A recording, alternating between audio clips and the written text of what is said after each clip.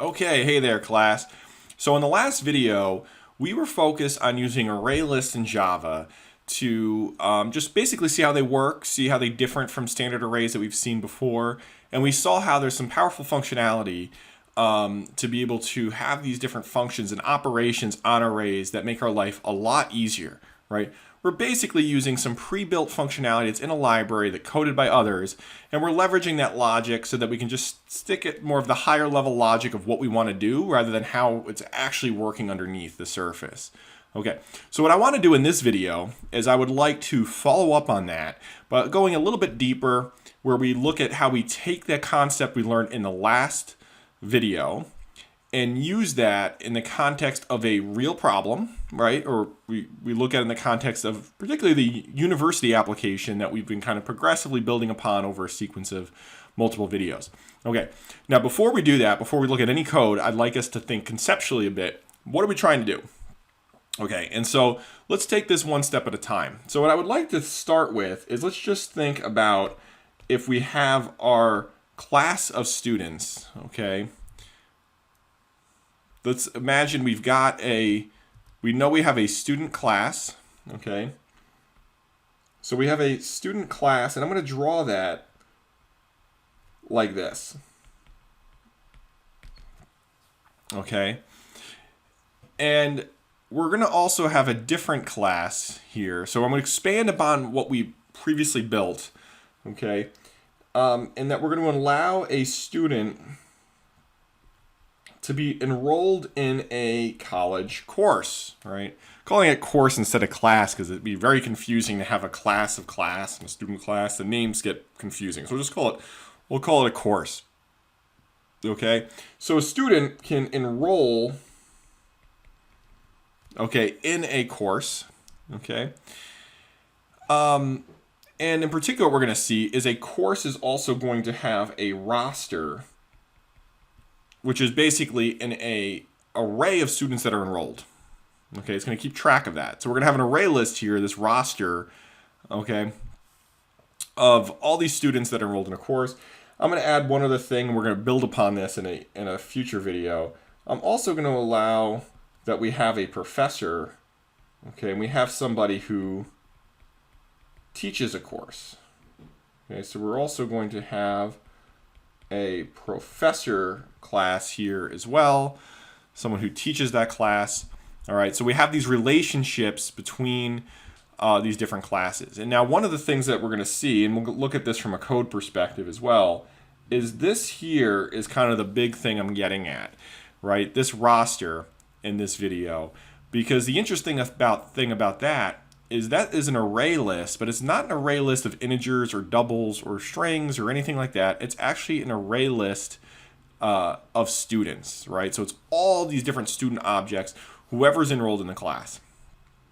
Okay, so that's the key thing is we can have arrays or array lists of objects. Okay, they do not need to be just data primitives. Right, so data primitives like your integers, your chars, your doubles, right? They can also be more complex data types, ones that we're defining, these aggregate data types based on these different classes that we've defined, okay? So now, given this kind of brief intro, let's switch over and let's take a look at the code that's behind making this happen. Okay, so when we look at the code here, I want to point out a couple of things. It's slightly different than what we saw in the previous video. And what I really did is I simplified it a bit so that we can focus on some of the core concepts that we're focusing on for this particular video. All right, so we've got the main class here. And this is driving the logic of the application, right? Whatever you want to use the classes for, whatever you want them to do, right? We're initializing a constructor of the student with the name and the age, and we also have a setter now for setting the GPA. Okay, and we have our student class. Look at our student class. We have these private data members: first name, last name, age, GPA, and then effectively, besides the constructors, right, we've got the getters and setters and a display function. Okay, so when we run this, we're going to get the the two objects printing out to the screen, okay, because we're displaying each one. No big deal. That's pretty much what you would expect. All right, so let's we're gonna do this in a couple steps, right? One of the first things I want to do, right, before we even look at ArrayList or anything, is we got to create a new class here, okay? And I'm going to call this the course class. All right, and it's going to be in the same package, and we're going to have to do a couple things here to kind of get this ready, okay? Including, right, but usually the starting point is, let's think about what are the data members that belong with this course. So we can have, like, say maybe a string, which is like the course name, right? And maybe we'll just leave it at that. We'll have the course name, and then the only other thing in there will be, what if we want to then have an array list, okay, an array list of students, okay? And I'm going to call this the roster, okay? Now notice I get this nice helpful error message here that tells me I need to import the javaUtil ArrayList library. Okay, let's get that in there to get that to go away. And I'm also going to define a constructor. Remember, constructors are built such that they have the same name as the name of the class. So this our class is called course. And I'm going to initialize this stuff to say the course name is going to be blank, and the roster is also going to be empty. We're going to have an empty array list of students, okay? And maybe that's one constructor, that's one way of creating the initializing the object when it's created. The other way, I'm going to give it one other option. I'm going to also allow somebody to initialize the course name here, okay? That will be the other option, okay? So we still want this, we want this new roster, right? This initializes it so that we don't have like a null pointer. Typically, if you don't initialize it to something, you're going to get a null pointer exception. So this means we're initializing the array, right? We're just indicating what we want, a new array list, and then it's going to be an array list of type of bunch of students. So notice that they're objects, okay? So now we want to go a little bit further, because what we really want is to allow a student to enroll in a class, okay?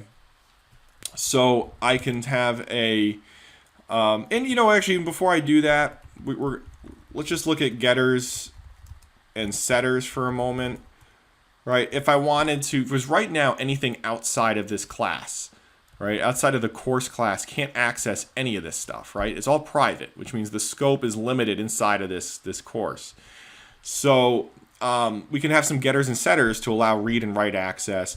Maybe we want a getter for the course name, such that we're saying, okay, you know, get, so it's going to be a string, get course name, it's going to return course name, right? We can define a setter for that too. And it depends on how you want these designed. Sometimes people don't want to, like, if you didn't want it to change the course name ever, you could have the constructor initialize it with the name of the course and then not allow a setter. You know, why don't we do that? Why don't we do it that way? Just to kind of illustrate that point. I'm going to get rid of the default constructor. Now the only way to create an object of this type is to pass in a name initially, and then you're not going to be able to change it. I'm not going to put a setter for that course name. Okay. I'm also only going to allow the ability to get the roster. Okay.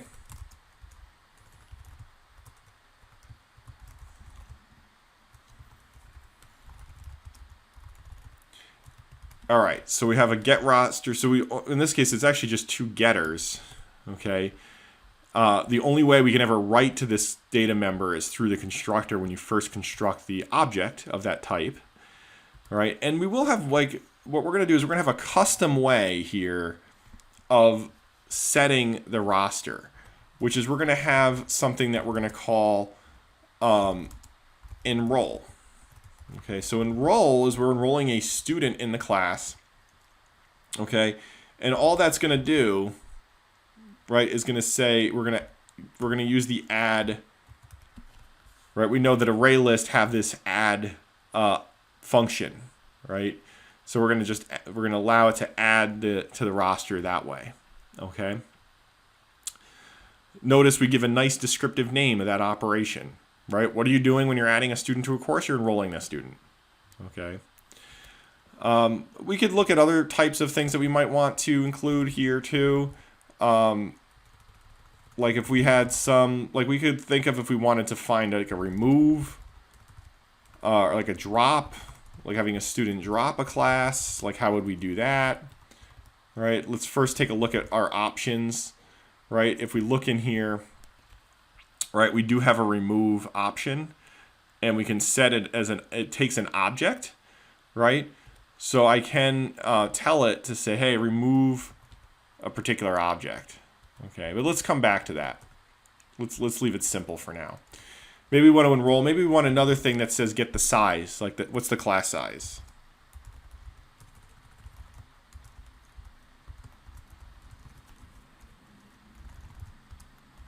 So roster dot size. Okay. So we're building an array, right? We're building an array of student objects. So let's test this. Right, testing is a very important part. I'm going to come back to main. All right, what I'm going to do is I'm going to define a new course. Let's call it ECE 141. All right, new course. I got to give it a name. Okay, and then I can do the following. I could say, hey, we want to enroll Adam. We also want to enroll Beth. Okay. I can also print out the class size.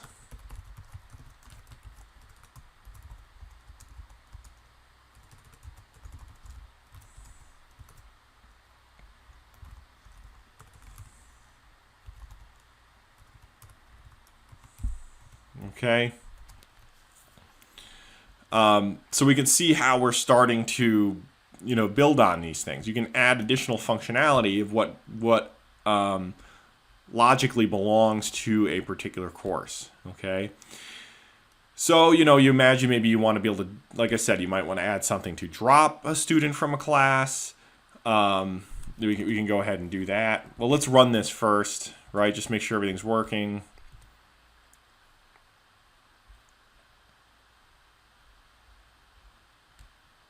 Okay, you're going to run it.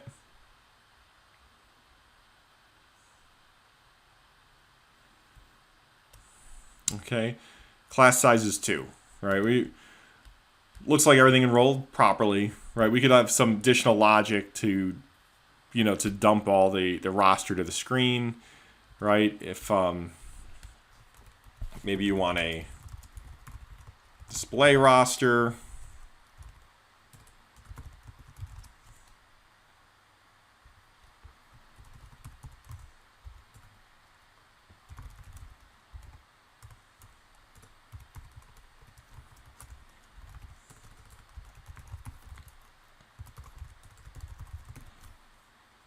Actually, we can, for displaying the roster, we could literally do this. Roster get I dot display. Okay. What this here, notice we can have this sequence of dots. This here, we think of the data type. Roster is an array list of students. If I get a particular student, now it's not an array list of students, it's a single student. What can I do with a single student? Well, I can display a single student because I define that here. Okay, so you're starting to see how these objects kind of piece together. Okay, so we're making our code reusable. We're writing some logic and we're able to reuse it. Okay, and now I can do something like EC141 display the roster. And if I comment, I'm going to comment out displaying the individual objects so we don't get distracted by that. Let's go ahead and run it. We should see Adam and Beth being displayed to the screen here. Okay. Yep. All right. So let me just expand it a little bit further, just so we get a little bit more practice with ArrayList here. Okay. Let's add so we have enroll up here. Let's also add a drop. We want to have a student drop a class. Okay. I can go to roster, remove. I can pass in a particular object I want to remove. Okay. Now what that does is that actually will return true or false depending on whether or not that was successful. It's a decision whether or not you want to return that or not. I'm going to leave that alone and have it be void so it returns nothing. Okay. So let's look at this. Maybe we'll add one more student. Okay.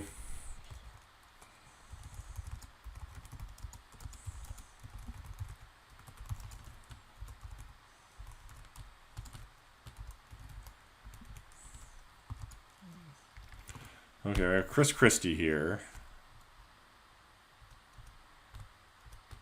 Let's see. And I'm forgetting a...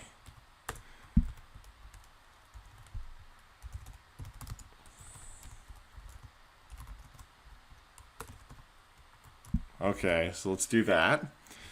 And we're going to enroll that student as well. Right. And let's do something. We're just going to display everything. We're going to do the same thing. Now it's going to display 3 students. And I want to test the drop. So I'm going to just make a little bit of a divider just so we can see everything. It's got to be double quotes to make it a string. Okay. And what I'm going to do is we're going to say we're going to have a student. Actually, let's pick one in the middle. Let's be Beth. We're going to have these 3 students enroll. Okay, and then we're going to have the one in the middle, Beth, drop. And then we're going to display again. Display the roster. Okay, so what we should see is the 3 students being displayed, the class size being 3. And you know what, we'll redisplay the class size too at the end. We should then see after this happens, after the drop, we have 2 students left and the class size goes to 2. All right, so let's take a look at that.